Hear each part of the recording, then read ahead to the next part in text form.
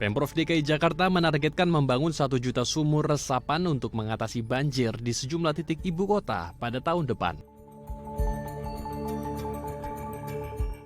Dan kini sebanyak 16.000 sumur resapan telah tuntas dibangun. Namun belakangan ini proyek sumur resapan dinilai salah konstruksi. Ditemukan sejumlah proyek yang tidak sesuai tata cara pembangunannya. Di kawasan Lebak Bulus, Jakarta Selatan salah satunya, sebanyak 32 sumur resapan melintang di ruas jalan raya, sehingga mengakibatkan konstruksi jalan tidak merata. Tidak ada pengaturan jarak yang tepat satu sama lain antara sumur resapan, juga mengakibatkan aspal jalan raya pecah.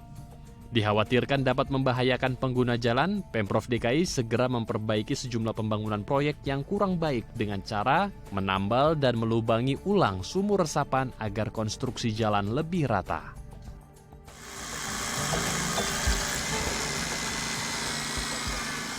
Pekerjaan drainase vertikal atau sumur resapan kini terus dikebut oleh pemerintah DKI Jakarta. Sejumlah ruas jalan yang rusak akibat pengerjaan drainase vertikal atau sumur resapan kini mulai diperbaiki di sejumlah daerah, utamanya di wilayah Jakarta Selatan ini. Bisa dilihat di Jalan Lebak Bulus nomor 3, tepatnya di Jalan Gunung Balong Raya, sejumlah jalan yang tadinya bergelombang sudah mulai diaspal kembali oleh Dinas Sumber Daya Air dan juga dilubangi agar bisa meresap air sesuai dengan fungsi dari sumur resapan itu sendiri. Namun bisa Anda lihat pemirsa, akibat adanya pengeboran atau pelubangan-pelubangan dari aspal ini, sejumlah jalan kembali retak dan berpotensi untuk mengganggu pengguna jalan yang melintas.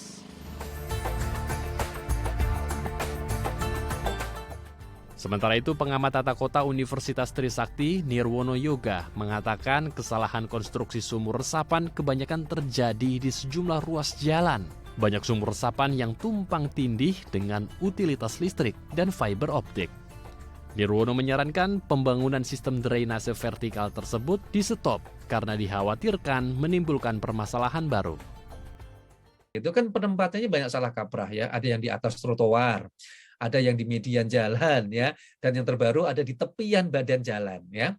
Yang berdiri juga yang kita amati di lapangan itu banyak juga yang berdiri tepi jalan di atas jaringan utilitas. Jadi kalau Mas Yuna lihat ke dalam itu, di bawahnya itu dia berdiri di atas jaringan utilitas. Nah, kalau itu tidak diperbaiki segera, bisa dipastikan jaringan utilitasnya akan putus. Karena dia berdiri di atas kabel-kabel yang kalau itu ditekan, ada air dan sebagainya, kan lama-lama kan kabelnya juga akan tidak kuat. Nah, ini akan memicu masalah di kemudian hari.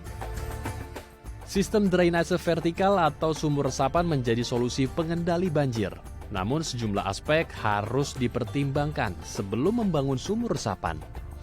Sumur resapan harus berada di lahan yang datar. Sumur resapan berjarak minimal 5 meter dari tempat sampah dan septic tank dan 1 meter dari fondasi bangunan. Kedalaman sumur maksimal 2 meter. Struktur tanah pun harus memiliki kemampuan menyerap air yang baik, yaitu 2 cm per jam.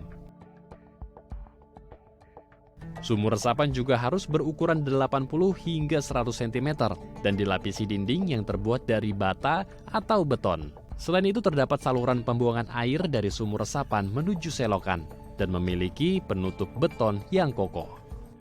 Kenapa kurang efektif misalnya? Mungkin ada perlu insentif umpamanya ya, insentif dari pemerintah kepada warga yang mau membuat sumur resapan air di halaman rumahnya, misal pemotongan pajak PBB misalnya. Kan menarik ada hal seperti itu. Jadi warga masyarakat juga tertarik untuk membuat sumur resapan air meskipun itu sebenarnya juga bermanfaat buat mereka sendiri kan sebenarnya. Tetapi kalau ada insentif-insentif seperti itu tidak ada salahnya, tidak seperti pengurangan pajak, listrik misalnya. Jadi ada daya tarik tambahan yang membuat warga berbondong-bondong untuk membuat sumur resapan. Satu. Kemudian kedua yang tidak kalah penting umpamanya mendorong para pengelola gedung ya. Fikri Aditama, Fajar Agestino, Daai TV.